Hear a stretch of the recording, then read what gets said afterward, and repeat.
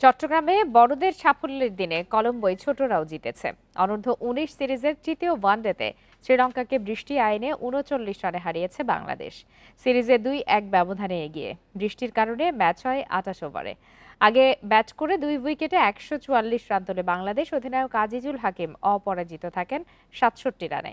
Javad ৩৮ আর রিজানের ব্যাটে আসে ২৪ run. বৃষ্টি আইনে শ্রীলঙ্কার টার্গেট দাঁড়ায় ১৯৮।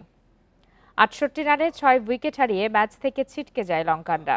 গামাঙ্গের ৩২ রান হারের ব্যবধান কমায় শেষ পর্যন্ত ৭ উইকেটে ১২০ রানে থামে স্বাগতিকরা।